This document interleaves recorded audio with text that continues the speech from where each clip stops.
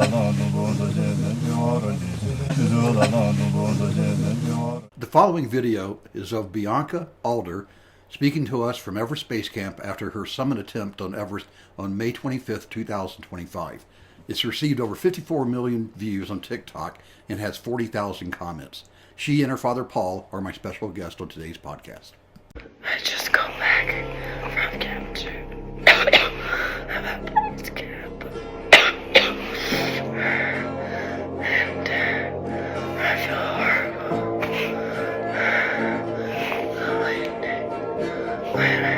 My throat and my lungs.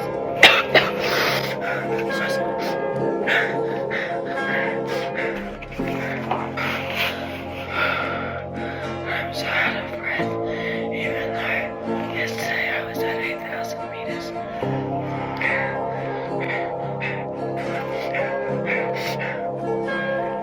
Hey, welcome everybody to another podcast on the blog on Arnette.com. It is Thursday, October the 2nd, 2025 in the United States.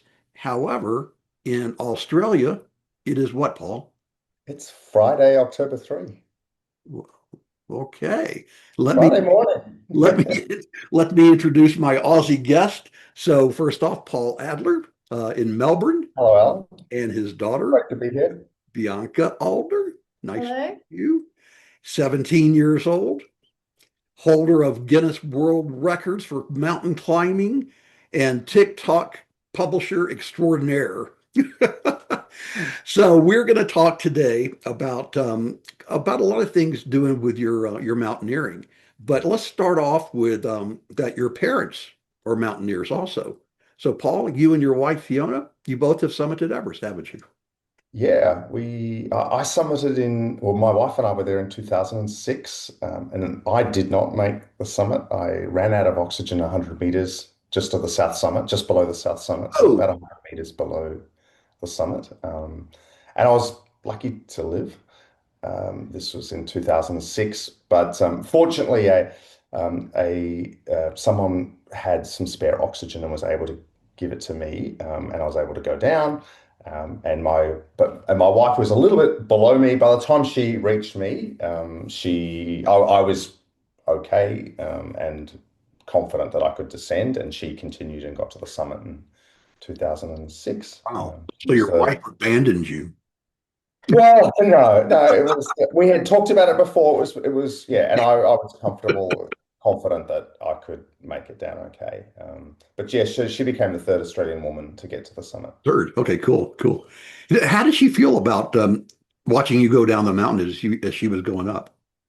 She said she's very shocked to see me there because I was sort of sitting on the snow and we were still just attending to, just sorting out my a second bottle of oxygen. A Sherpa descended from the summit and he said, I have a little bit of oxygen left in my tank.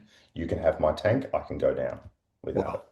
I know. Yeah, it was amazing. And Sherpas are just amazing. Yeah. Yeah, I'm forever grateful for that. And then you went back the next year in 2007 and got to the summit. Yeah.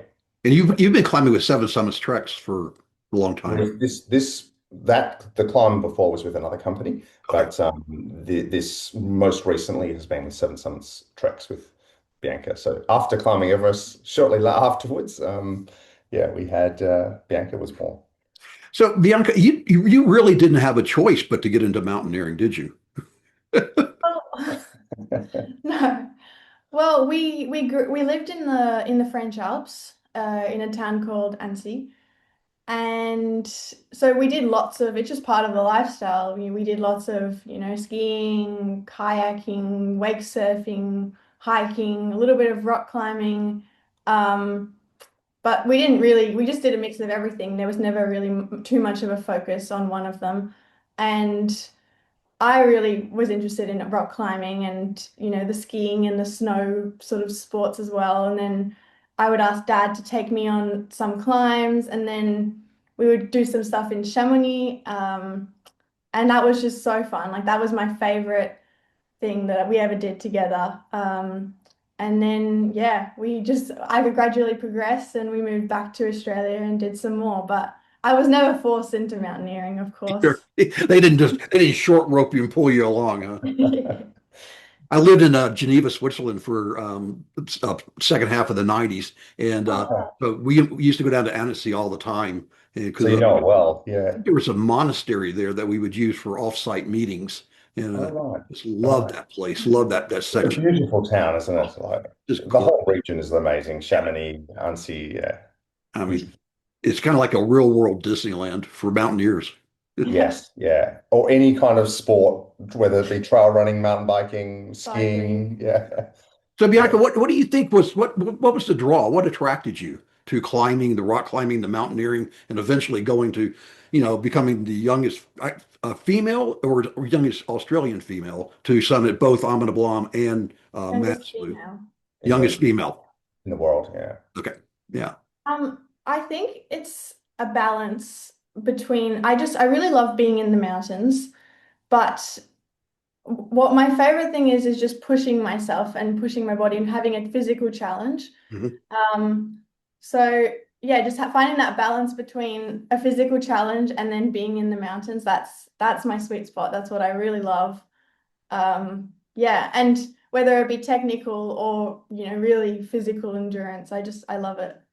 What was your first big, really big climb that you would say? Uh, there would be Mont Blanc. So well, when living in Annecy, as you would know, like there's a lot of talk about Mont Blanc. All of the people around me, it's just like, wow, Mont Blanc is so big, it's so hard. And that at the time I said, okay, that's my life goal. I want to climb Mont Blanc at some point in my life. At what And age were you? I was probably about 11 when I said that I wanted it to be my life goal. And I think you overshot. Keep going. and I ended up climbing it at 12. Wow. But but yeah, and it honestly it looked a lot bigger from afar, and it was extremely hard for me at the time.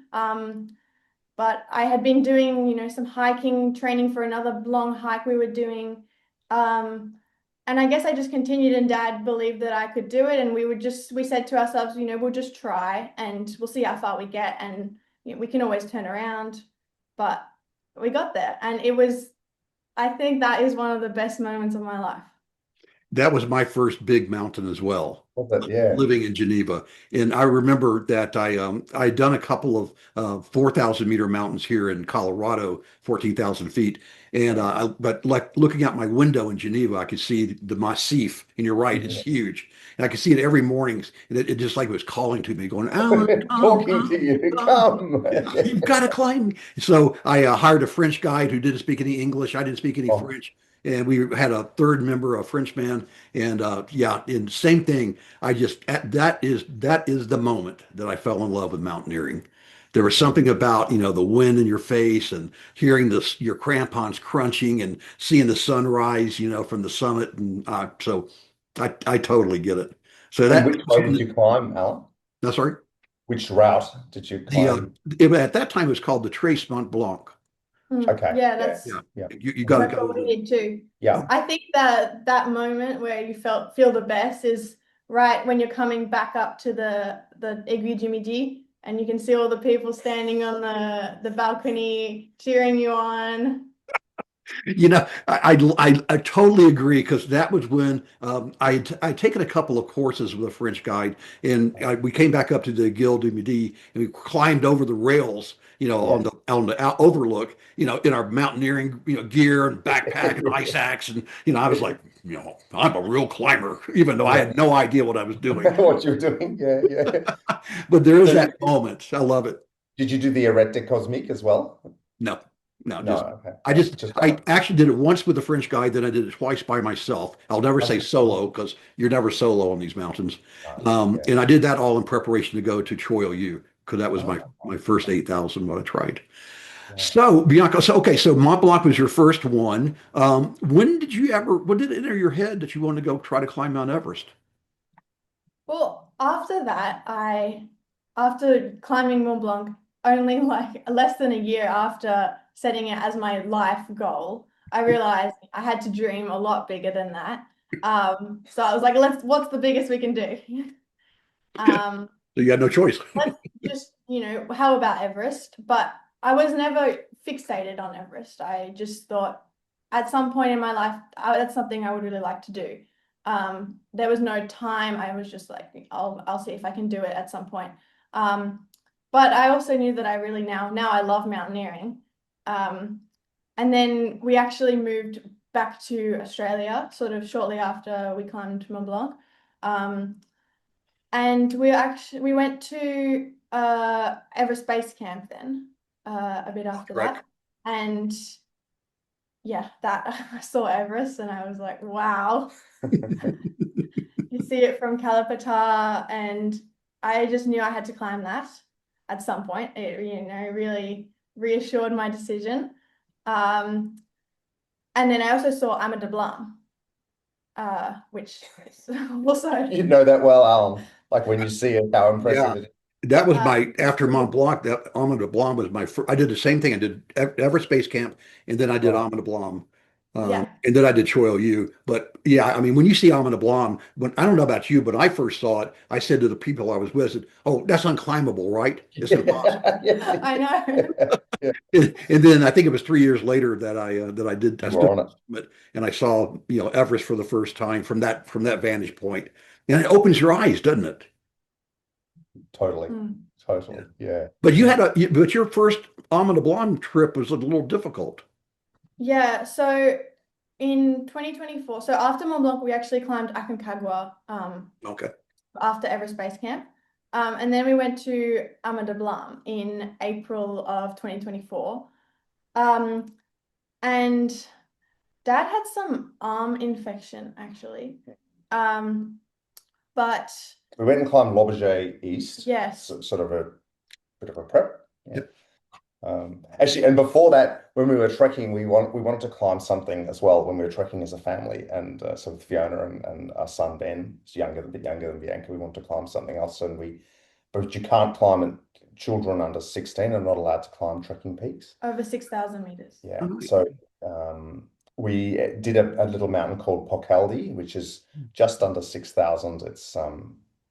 It's a Over Kongmala Pass. Yeah, Okay. it's sort of it's between Amadablam and Everest, Okay. and we climbed that. And actually, the kids were very shocked at that Mum's actually quite good. Like the first time that they'd seen Mum really climb, and they're like, she's actually very good, like very good with her feet and very stable and quite strong. Like, so, So yeah. well, what that means is that Bianca, you have good genes. Yeah, definitely. But Mom's on very good at but on altitude. Ama, you hurt your leg on So yeah, I was climbing between Camp 2 and Camp 3, and I think I just placed my foot and loaded my weight onto my foot in a weird way, and it just completely like twisted my knee, and my knee popped. Sort of right before Camp 3, luckily. I was able to get to Camp 3. Yeah, and I had to But you be, couldn't yeah, move. I couldn't not move at all. So how'd you get off? Get helicoptered off? I had to, yes. I bet be kind of scary. Yeah, it was really annoying at the time just because I felt, well, obviously, but I felt really close to the summit. And even though there's that last summit day, but I felt like I had done the hardest part and I felt strong physically. My lungs felt good. Um, but Good yeah, genes. Bianca I had could, broken her ACL. That's what was I later found out, could and not, yeah, Oh, yeah. impossible. so that's something else we have in common. I lost my ACL when I was 18, but Really. I was playing pickup football, so I don't really have an excuse. It's not my story's not nearly as good as yours. So when that helicopter, did they long line you out?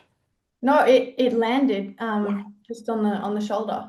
God, that's Yeah. that's pretty talented Yeah. helicopter pilots there. Yeah, So and then it went past yeah, base camp, got my stuff, and yeah, Yeah. So Bianca, how old were you then? I was 16. 16. Yeah. And I had, yeah, got this sort of skin infection in my elbow. I had done one rotation with Bianca, but then was down at base camp while she went for the summit. And the helicopter, luckily, did it take you fortunately, to? it came and pick me up too. Yeah, because otherwise she would have been alone in Kathmandu trying to Yeah, navigate the health system. yeah. Um, yeah, but we were very well looked after, like by the doctors there in Kathmandu, and it was it was Mm. good. So we'll get to Everest, but on Everest you're with Jangbu Sherpa, is that right? Yes, on Amadablam. No, well, on Everest you were with Jangbu. I wasn't with Jangbu. Oh, okay, you were not. Okay. But did you use the same Sherpas on all of these various climbs, Paul? Um, we we used We've done 3 climbs with SST, yeah, or 4 if you include L'Auberge's, 3 expeditions. yeah. Okay. Yeah. And we've tried to keep the same team as much as we can. Yeah, Yeah. yeah, yeah. Yeah, it's good to, work and develop, relationships and a connection rather than, with the Sherpa people. Oh yeah, absolutely. Yeah, I mean, Kami, we call Yeah, Kami our Nepali family. He calls us his American family, and yeah, so yeah, it's yeah, I agree. Trying to climb the same, I've climbed with Kami around 3 or 4 times now. So yeah, you fantastic. develop that relationship, you have that trust. Yeah. And we'll talk Well, about. after Amadablam, then we went back to Manaslu, and 6 months later. Sorry, we went to Manaslu. Okay, Yeah. And the aim was to maybe do our Manaslu, and if we feel okay, maybe come back and do Amadablam. I see. Okay, Yeah. but Yeah, we were on Manaslu, we were fine on Manaslu. I got to the top and then we rested in Kathmandu a bit after, and then we went back to Amadablam and did that. oh my gosh, so you got a twofer, Manaslu and Amadablam. That's Yeah. Yeah. fantastic. And that was She with the became same. the youngest woman ever to do Manaslu. I think she's about 2 months older than the youngest male. Yeah. Now, how did you find the section between Camp One and Camp Two? That's pretty tricky on Manaslu. It was okay actually, because I had been on Amadablam and then some other tricky stuff in the Alps as well.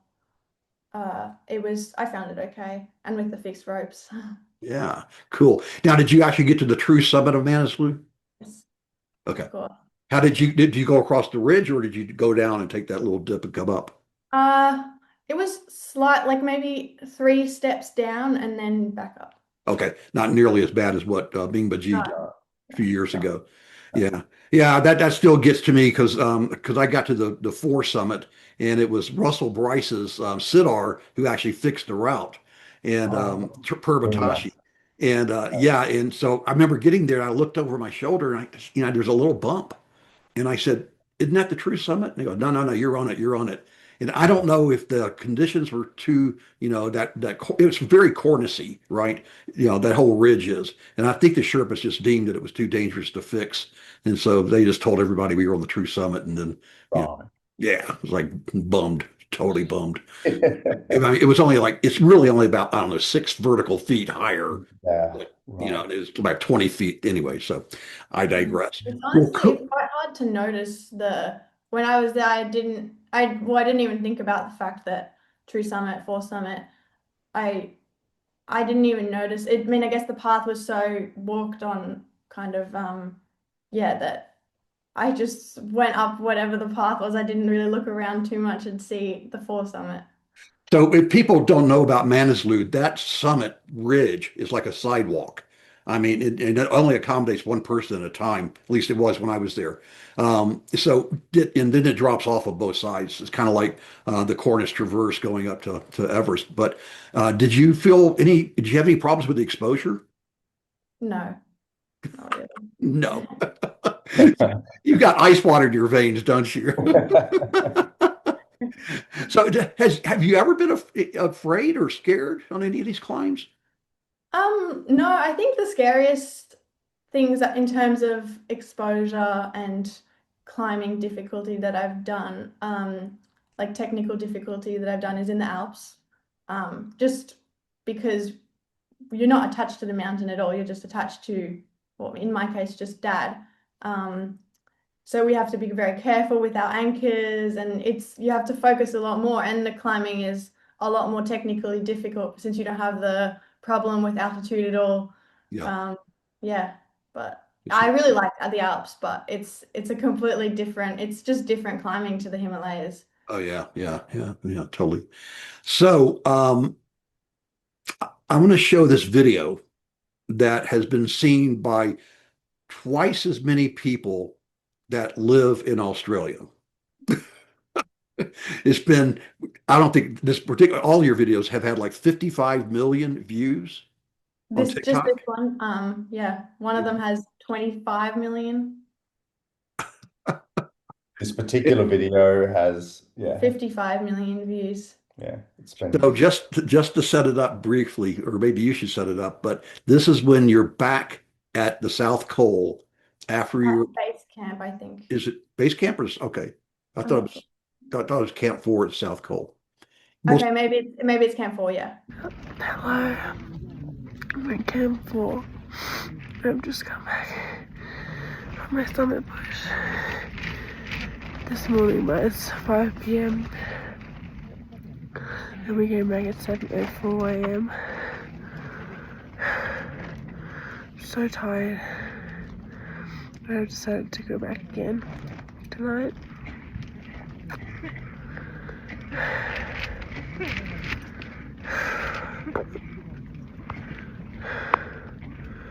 I don't know if it's a really bad idea.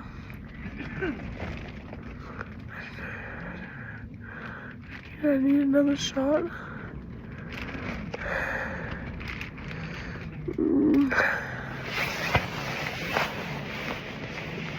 Sorry.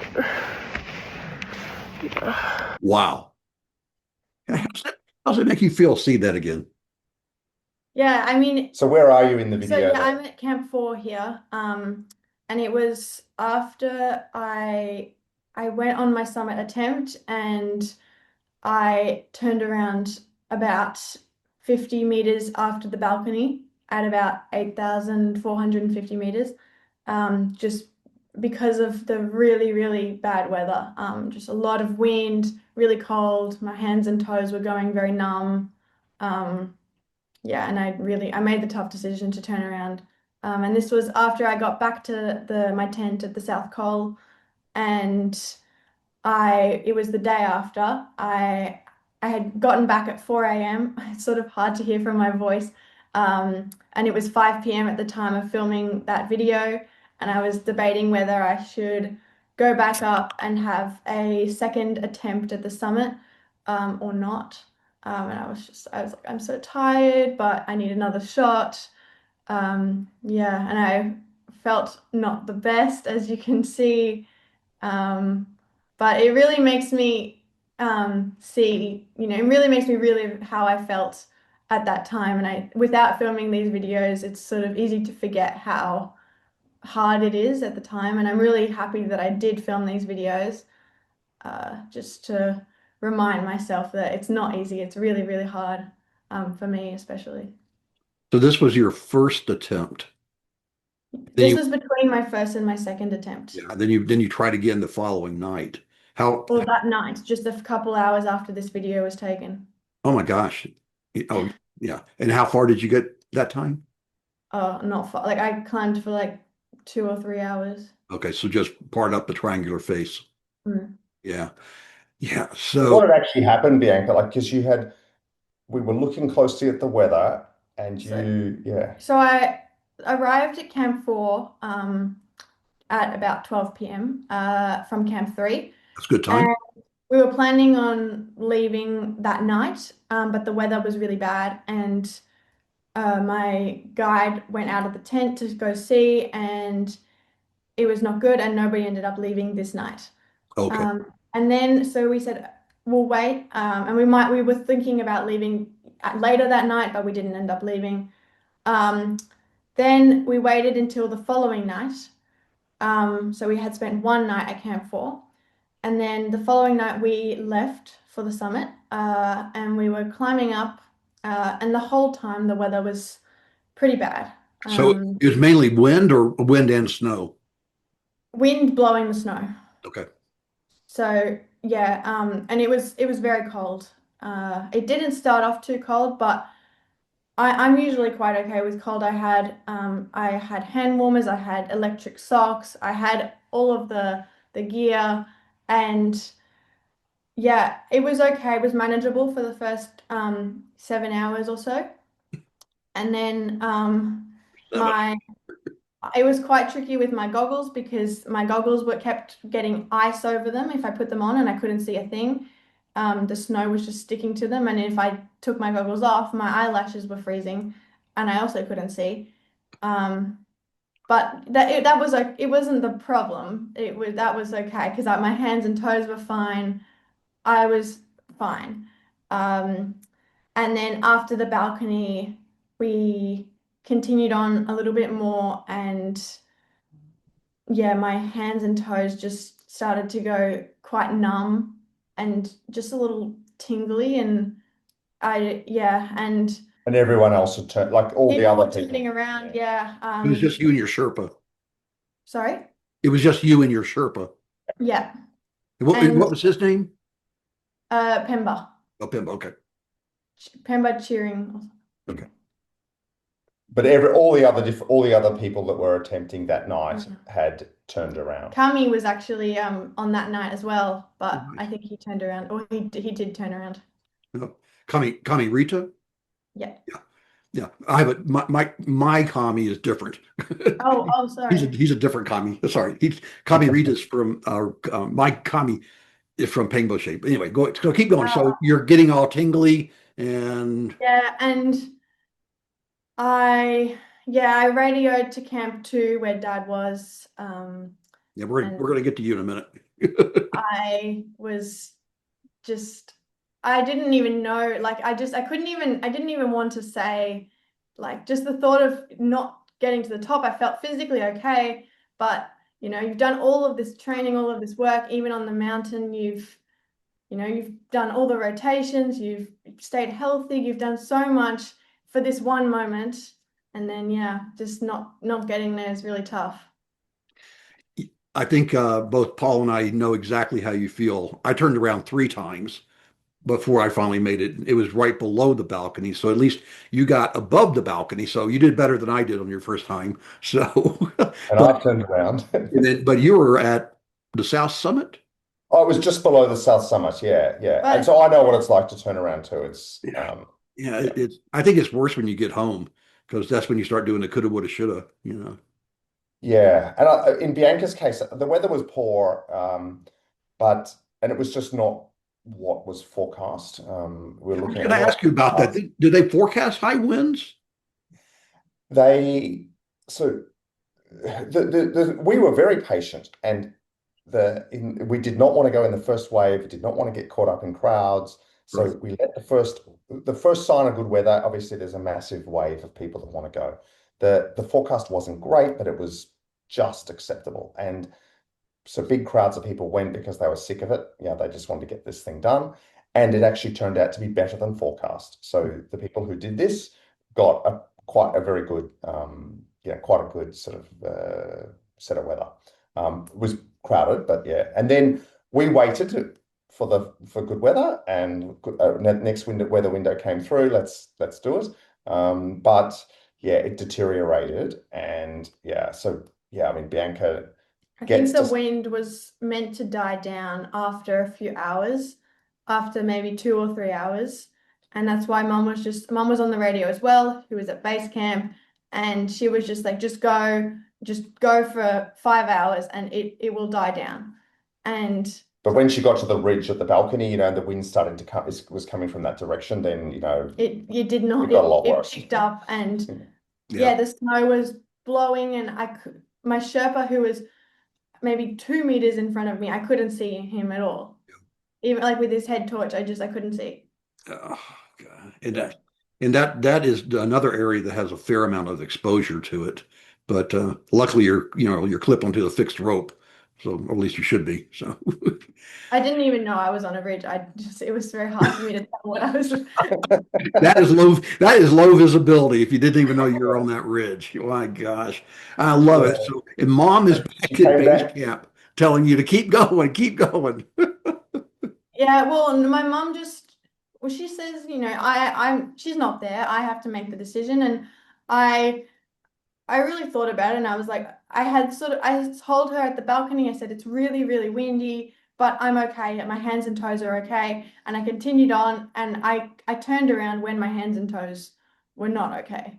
That was really the decision maker, because I don't want to lose my hands or toes to frostbite just for a potential summit.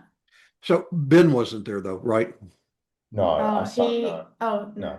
Yeah, so Bianca came back down to Camp 4 after turning around, and then sort of rested throughout the day. And just before that video that you just showed, just before then, that's when she had made a decision, I'm going to try again. Okay. So the first night, so now this is the third night at Camp 4. So the first night, bad weather and no one attempted. The second night was what she'd just been through. And then, we were very lucky that, SST was able to, help, and the Sherpas were able to agree to have another go, we're very fortunate. It's not uncommon to spend 2 nights at the Col. Companies like Madison Mountaineering and Alpine Ascents and others, they're part of their regular formula. But 3 nights, and you had enough oxygen. yes, because part of the reason was because Dad was sick. So we were able to use some of his oxygen that was already deposited up there, just to rest on at Camp 4. And Did you guys as a family talk about scenarios that if this scenario happened, that you would handle it in a certain way? Or did it just kind of develop, and like you say, Bianca, it was up to you and Pimbo to make that decision? um, we didn't really talk about it much, but I think what do you mean, that if Dad was sick at Camp 2, what would we If do? the weather picked up, or something, or your oxygen ran low, did you go through those scenarios to kind of say, okay, if this happens, then here's the criteria by which you make a decision to keep going or to turn around, especially with if the weather ended up turning bad, or didn't, like in this case it didn't get better. That I just is how you I make think the I just decision. knew that I'm not going to risk my life or my limbs for a summit. And I think it became very obvious to me at that point that it was a true risk to my fingers and toes. And I think someone from SST around that time, maybe on the same night, he got frostbite on 9 of his fingers. So, and although it's really annoying, I don't regret my decision at all. Yeah, But yeah, it's still. you got all your fingers and toes. Somebody told me a long time ago that the saying that when you know the right thing to do, you do it. And it sounds like that was you just all of a sudden just said, okay, I'm calling it, because I'm not going to lose my fingers and toes, or worse, my life, by continuing to push in bad conditions. So Yes. yeah, that's there's a lot of people that don't make that decision, and they end up getting frostbite or die on the mountain, and it's called summit fever. And it's a Yeah, and I'm really I want to keep climbing, for a lot more years of my life, and I'm happy that I know that I'm able to make this decision, and I know that I don't have summit fever, and yeah, I'm able to turn around when I need to. So Paul, you're at Camp 2, and you got sick, and you decided to not to go with Bianca and go up. You decided to stay at Camp 2 and monitor the situation. Tell us about your situation. So I sort of started on the summit push with Bianca, or the push from Camp 2 up. But when we reached the Lhotse face, I realized, I was on oxygen, Bianca's on nothing, and I I can't even keep up, even get close to the speed at which she's traveling at, and I felt terrible. So I was just like, we haven't, we're about to get to the hard part of going up the Lhotse face, and I feel very bad just at this bit, and I'm on oxygen. So I was just like, listen, the smartest thing is for me to say goodbye. So we said goodbye literally at the Bergstrand. Um, and I knew she was in good hands with Pemba. And yeah, so she continued up, and I walked back to Camp 2, and waited there. But it was the right decision. I was in not a good state, health-wise. I was okay to stay put and still, but yeah, this sort of chest infection I just get out of breath extremely easily, just by walking a few meters. I'd need to. So how did it feel watching your daughter cross that Bergstrom and then start climbing the Lhotse face? Yeah, I mean, she's very competent. Like, so I can tell. yeah, I guess she's been climbing since she was a really little kid, like so, like rock climbing, since sort of 6, 7, and then lots of experience with crampons and ice and using ropes and things. So that part, yeah, like her ability to make good decisions, her ability to push herself hard, but not too hard, but to keep going. Yeah, she's very good at that. So I felt, and I've had a lot of confidence with Pemba as well. So that side of things was good. Yeah, and I just hoped that for that yeah the best of that's the best sort of weather and luck would come her way. But yeah, and I guess that the one thing I think is, I guess, just with years of experience, you can help with decision making. It's particularly around that decision around like how what with these conditions, with the way we're feeling, are we right to push on, or should we be turning back? And because if you turn back, and well, I've done it a lot, you've done it. Yeah.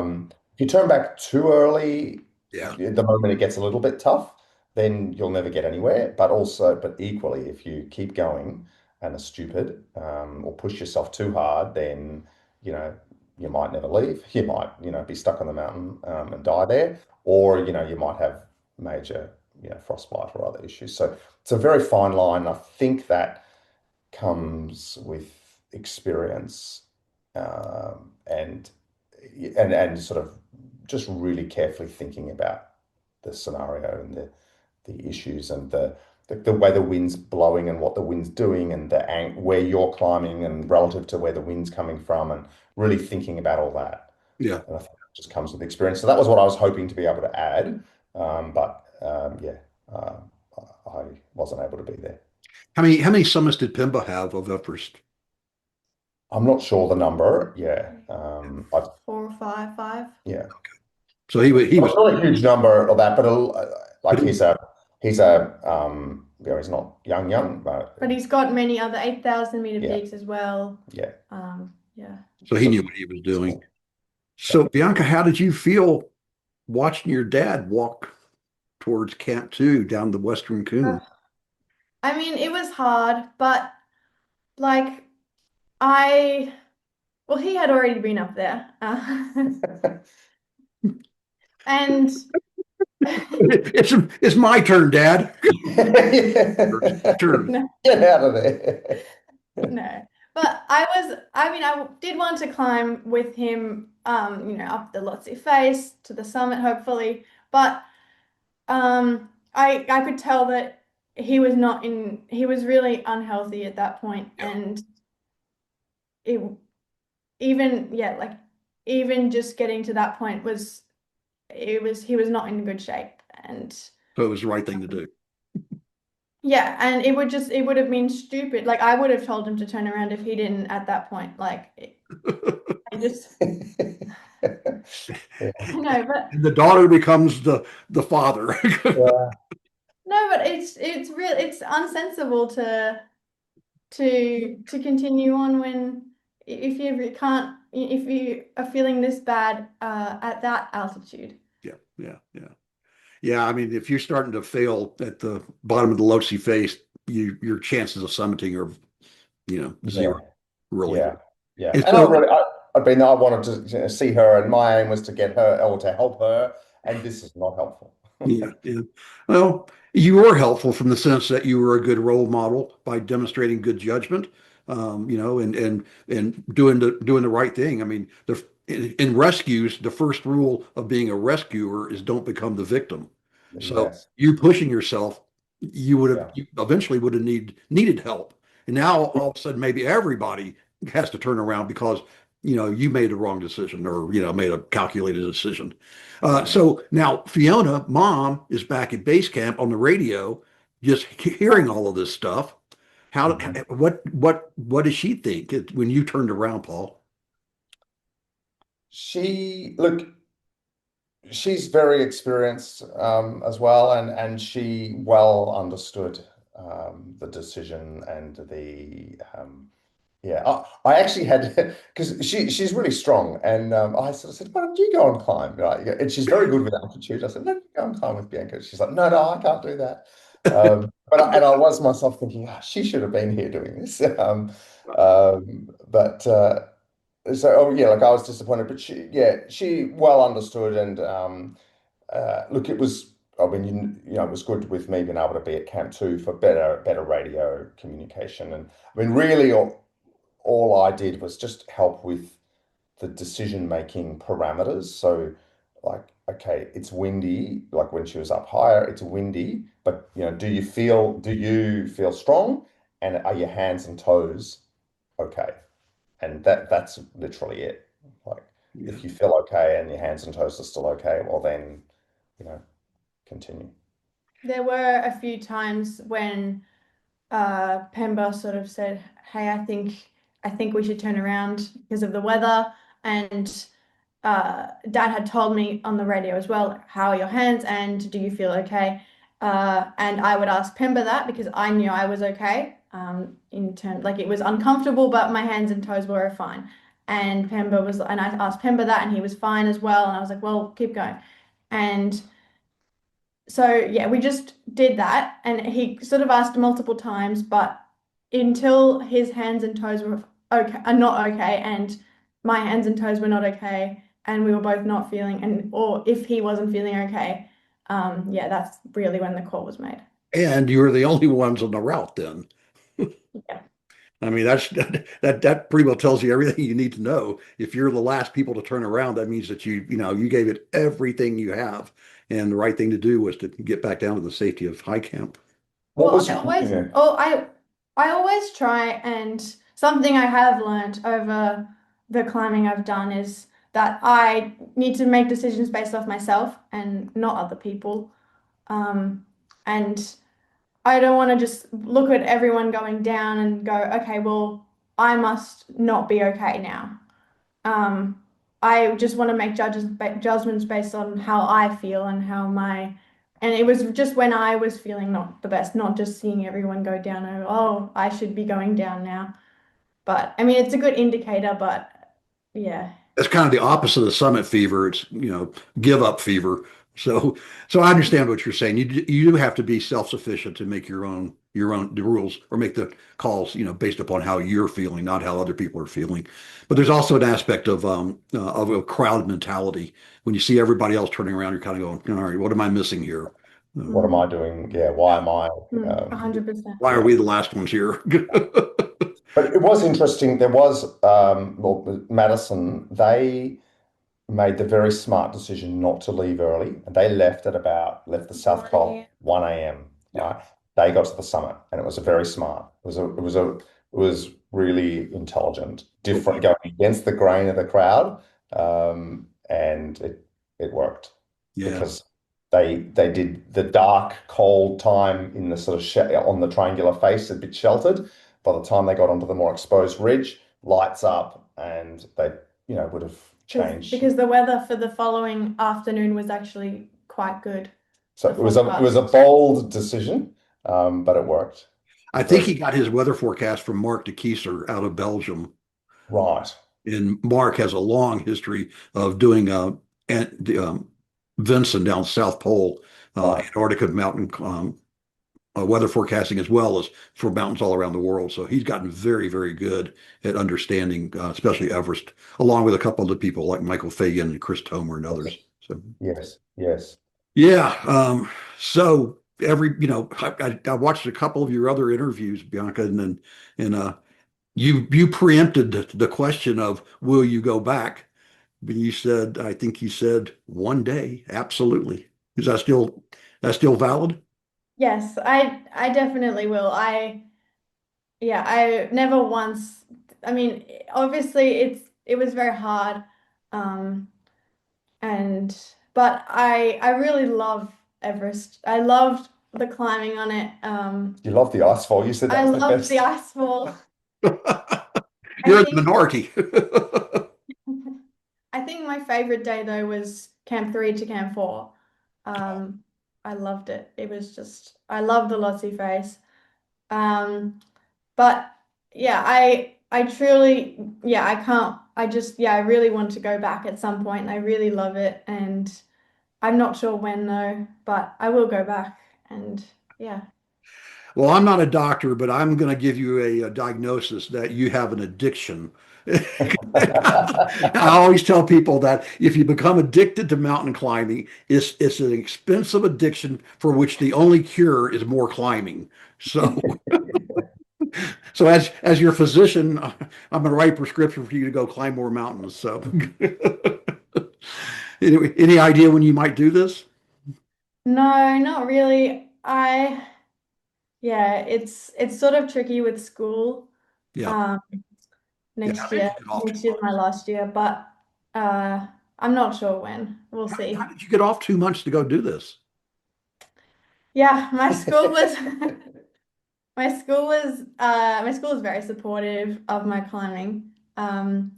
And I still had to do some work whilst I was over there at base camp. Homework Uh, at base camp. So she had her iPad there and books and yeah, submitting assignments and doing work and yeah, at base camp and I've heard of remote work, but this is pushing it a little bit. yeah, it's a lot of time off school and yeah, school doesn't stop. And, Yeah, yeah, I think I saw on Facebook or somewhere that your school really commended you, so it's clear that they Yeah. supported you and they were very happy with that you came back. Yes, they were following I was writing a blog every day. They were following my blog. Um yeah, and then recently I've just been doing lots of talks for middle school and the senior school and the the junior school people. Yeah. Yeah, she started doing a blog like the old days, Alan. There you go. Every day, yeah, And writing. whilst I was up high, my mum at base camp would update it and yeah. Nice, nice. Yep, you got the fever. Well, listen, congratulations to you both. If you, an American president, Teddy Roosevelt, has this really nice paragraph long, but it's called The Man in the Arena. And the essence of it is that it's not the people on the sidelines or in the stands that count. It's the man in the arena in the middle of the fight. And in this Yeah. case, it was the very, very well-centered, very smart young lady that was in the middle of the arena fighting the fight and with the smarts to say, not this time, but we'll give it another try. And I wish you all the luck in the world going Thank back that you. second time. And maybe you should climb with your mom. Yeah. Yeah, yeah, yeah. I think that's a good, very good advice, Alan. Yeah. Any closing thoughts from either one of you? No, I mean, it's something to me that was really meaningful after the climb was that even though I didn't get to the top, I've still gotten so many messages from people on TikTok and Instagram and even on my email um, from girls and boys all over the world that have just said that I've inspired them to go on their first hike or do a mountaineering course or now they want to go climb Kilimanjaro or Everest and it just means so much to me to know that I've helped inspire more people, more young people as well, to get outdoors and to push themselves outside of their comfort zone. And yeah, that just it really means a lot to me. Paul, anything on your side?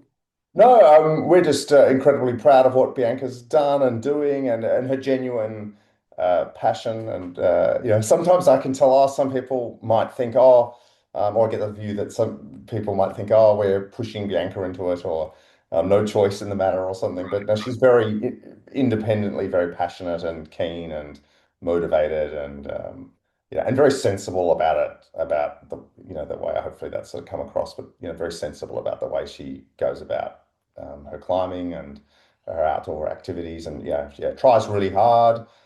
Sometimes it pays, sometimes it's you get to the top. Sometimes You don't, but in all cases, it's so Yeah, far been as a a success. famous philosopher once said, sometimes you're the windshield, sometimes you're the bug. Right. Yes. Yeah. Yeah. Yeah. On a closing note, before we started recording, Bianca, you'd mentioned that you're friends with Ryan Mitchell and that you followed his Everest and his K2 climbs, and you really appreciated his, especially his Everest videos because they helped you to understand what it was going to be like. So I am just super proud to know both of you, and that your generation, he's 21, you're 17, and it just makes me thrilled to death to see a younger generation coming into the sport. And while the old guys, we fade out, that we know that the sport's in good hands and with a couple of young people that have really good, solid, principles, ethics, and practices. And the more experience you get, the better and better you're going to get. So again, thanks so much for joining all of us. We appreciate your time very much, Thank you. and My pleasure. climb on. The podcast on AlanArnette.com is sponsored by Summit Coach, helping aspiring climbers worldwide to reach their dreams.